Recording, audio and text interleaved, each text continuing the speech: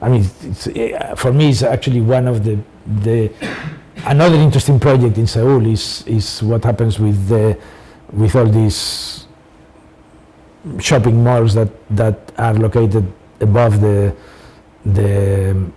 underground lines, no? Which is produced by an engineering system, because they use what is called a cut and cover system to build these lines. So they basically cut the land, put retaining walls, put the channel of the things, and the space in between the urban level and the top of the tunnel they used for these underground arcades. So you wouldn't put it there, because obviously there is no soil above in Seoul. I mean, I don't know, maybe the new lines are different, but those traditional lines in the center of Seoul, you wouldn't put the reed beds on top of them. You would put them in a place where they can actually filter into the aquifer. I mean, in the end, it's the scale and depth as well, like the scale of the reed bed and the depth of the, because it is possible if you think about the subway in New York where it crosses the Manhattan to Brooklyn, right? Like the subway, but it's way deeper. In New York, it's actually, I mean, most of the old underground systems are cut and cover. Yeah, but I'm saying it's kind of possible if you would conceive the depth of the subway to unnecessary and expensive,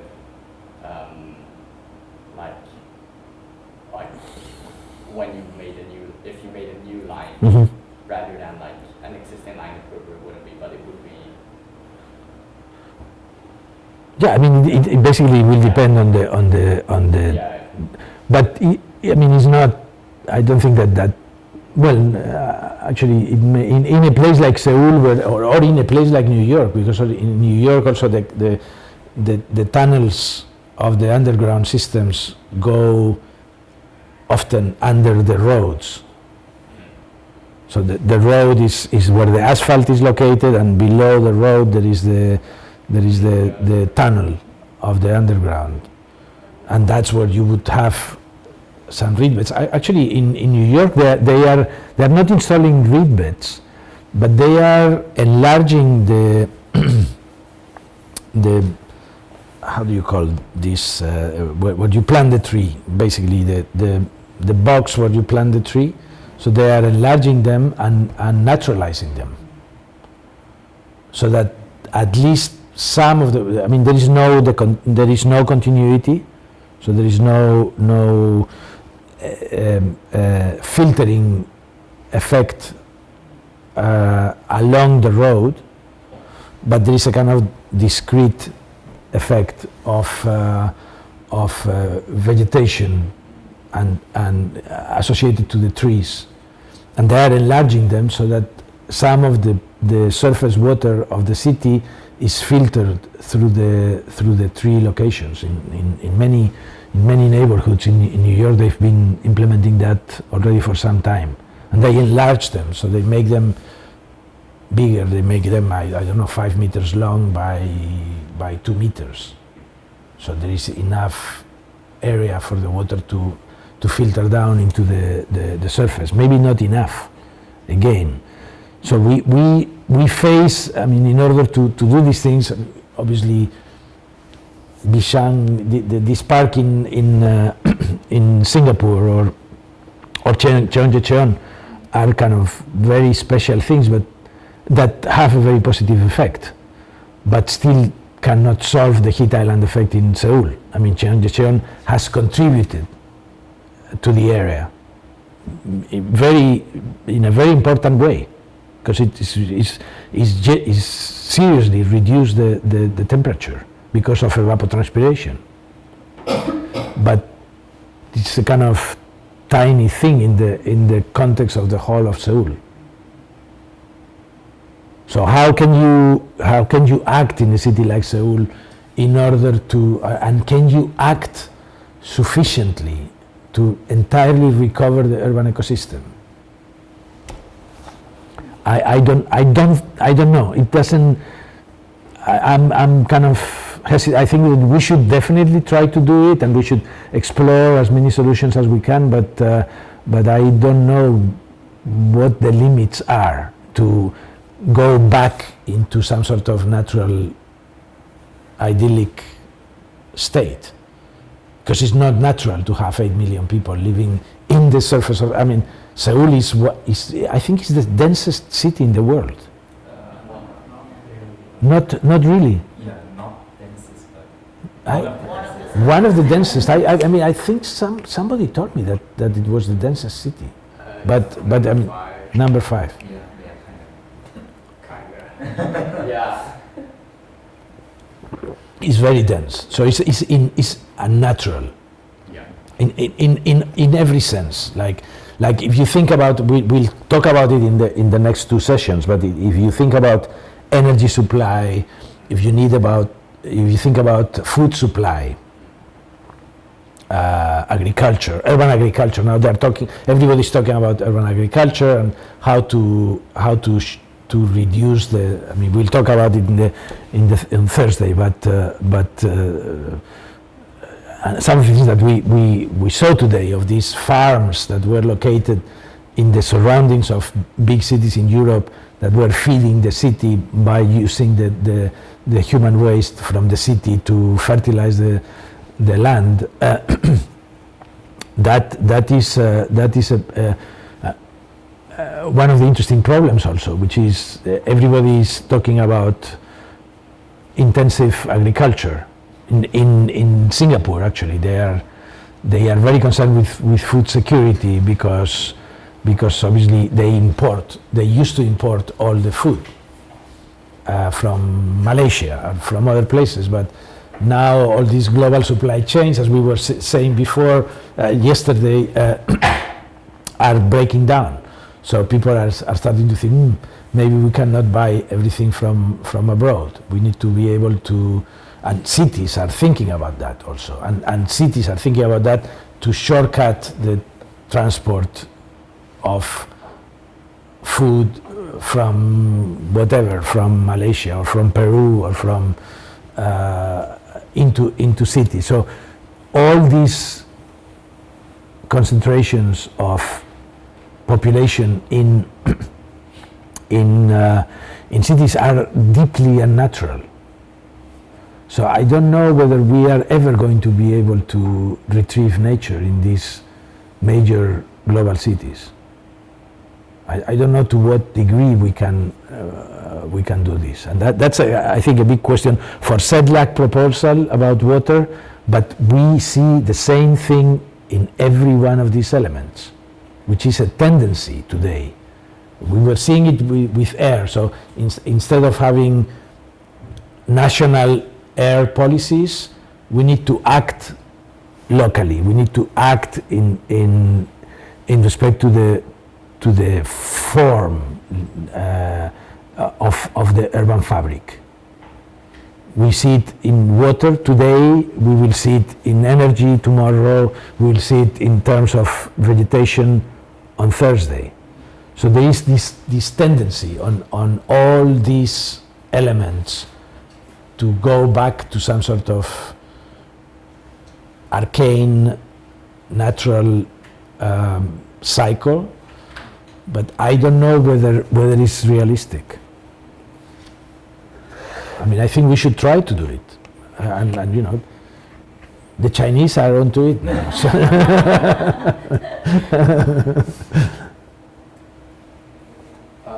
I was thinking, like CEDLAC talks a little bit about conservation as something that we can do.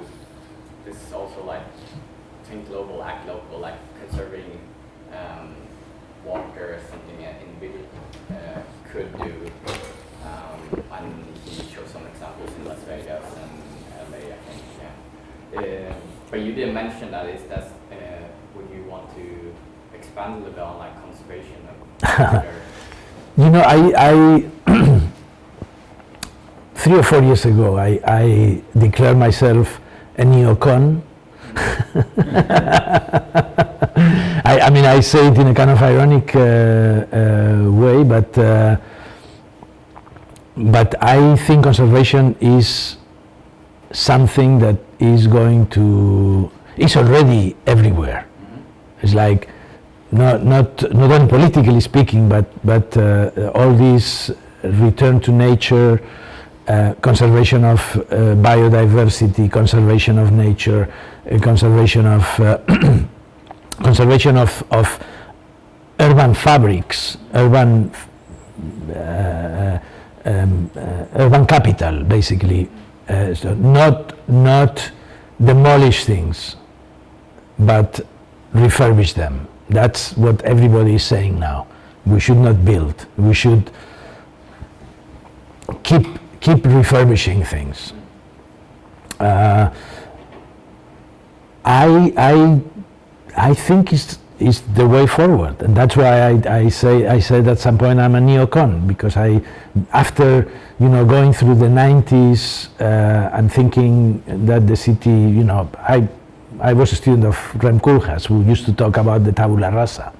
So get rid of everything and start from scratch, because in the 90s we thought that was a kind of viable or profitable and desirable situation. But I think it has to do also with what we were discussing yesterday about the degrowth situation. So there are many people who are saying now we cannot keep growing, we cannot keep destroying, we cannot keep this kind of idea that we can just keep consuming energy, keep building, keep developing, keep growing. We need to basically stop at some point, because otherwise we are going to produce a catastrophe. I don't know. I think that I was actually thinking after the session yesterday, what do you think about that? I mean, Seoul or Korea in general is an example of growth, a world example of going from I think the second poorest country in the world in the 50s to one of the most developed and wealthiest nations in the world today. And that has happened out of ruthless, dedication to development, growth, etc. But I already sense when I talk to some of my local friends,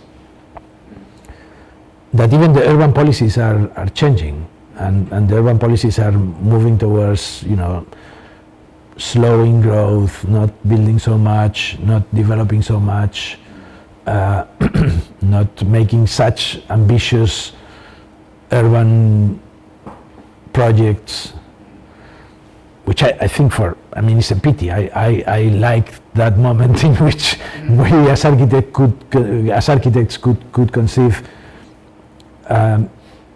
changing cities from scratch and tabula rasa and entirely new, shiny, super dense urban environments.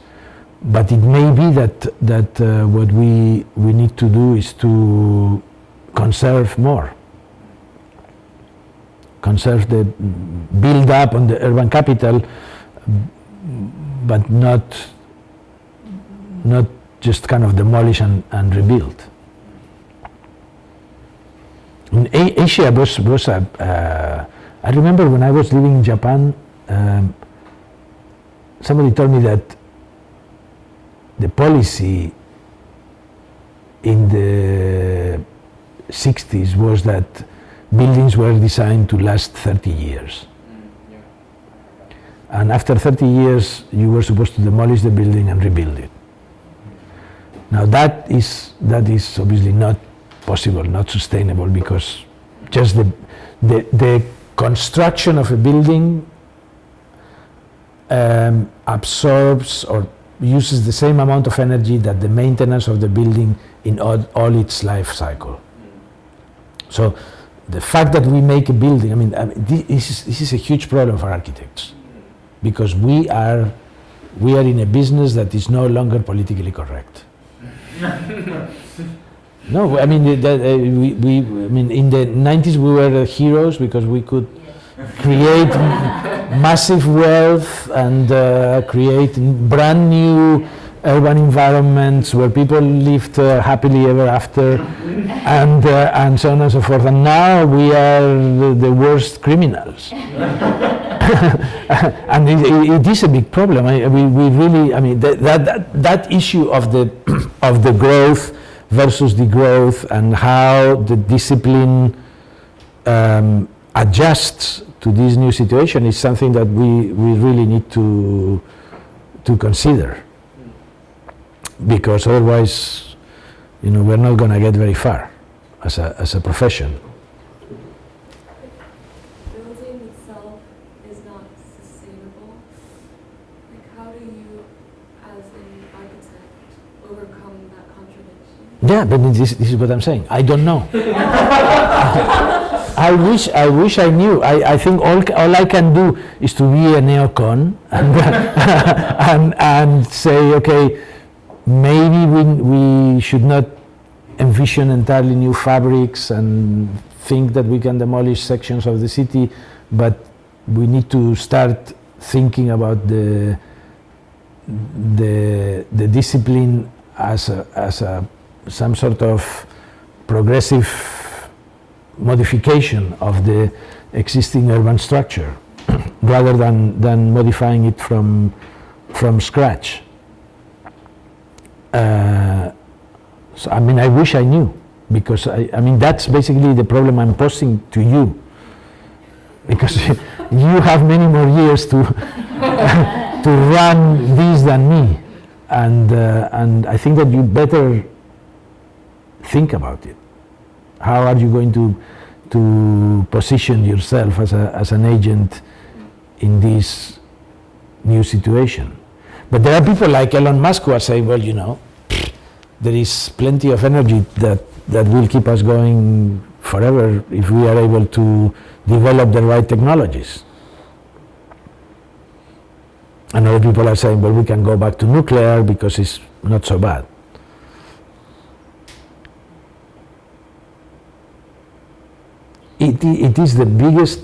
This is the biggest problem for architects. We are politically incorrect. Our business is politically incorrect now.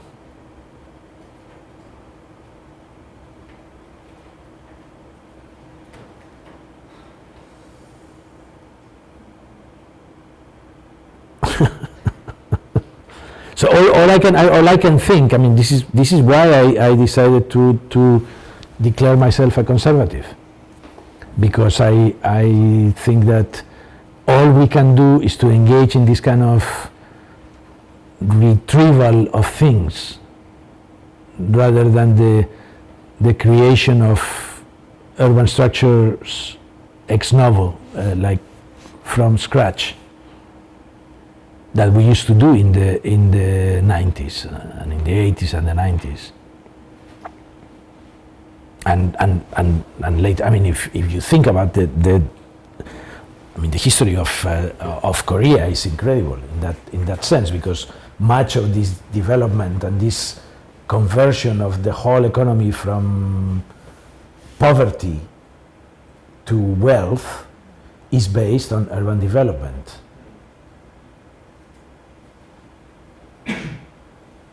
Happening in Seoul mostly, obviously, because it's where 25% of Koreans live.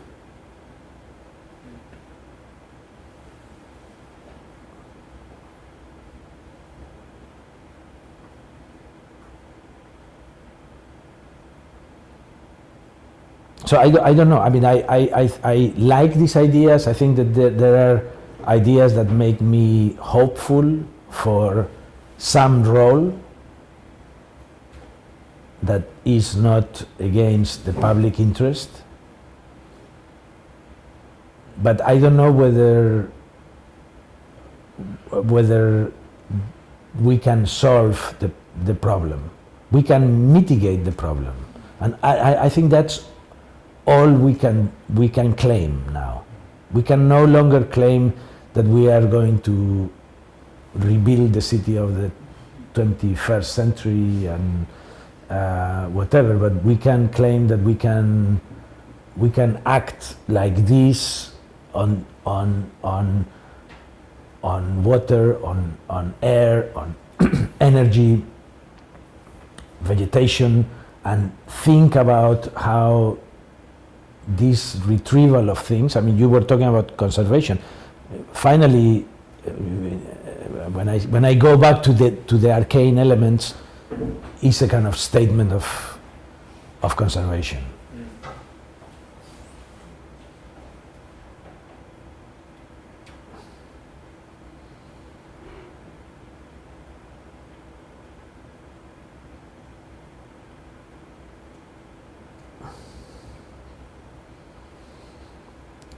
So,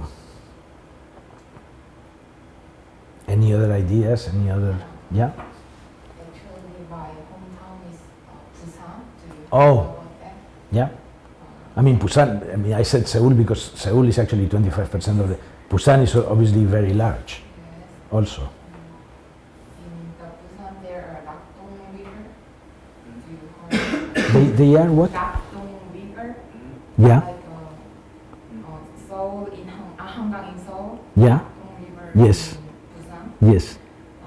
They are trying to make like that kind of ecological park. All of the Nakdong River. Oh, really? Yeah. But on the side of the river. Follow the river. Yeah. But actually, Busan is a downstream, so I think it doesn't work like better. They doesn't filter the water, so I think it doesn't work. And we in Busan think there are upper stream. They have a plant, a lot of plant to Factory. A what? Factory. Factories. So it doesn't work like a ecological park. But it's because upstream there is the factory, Yes. and so the waste is going through the river. Yes. But so that should make it a kind of good opportunity to clean whatever comes from upstream, no? Yes, but they doesn't do any act of filter. So upper stream just let the every waste. So maybe do you have any idea to do some act for the government in Busan? Well, I mean, I don't know. I mean, these things that require much deeper. I mean, I don't know about that problem. I cannot give you a solution or a recipe now. But and it also depends on the scale of things, because I don't. I mean, maybe the amount of industry that is upstream is enormous, and to recycle again, to recycle all the waste that is coming from these factories downstream, you cannot do with a kind of little park. You need more aggressive technology to clean that, to clean all that waste. That is, but I mean, this may be one of these. You say, but did they do it or not? They didn't do it. They didn't. They're planning to do it? Not yet. Oh, it's like in the talk. So it was an idea that somebody had the idea of doing that. So like upper and down got separate. So down government do the some filter, but they do not. So yeah, Oh, I see. they didn't do any act.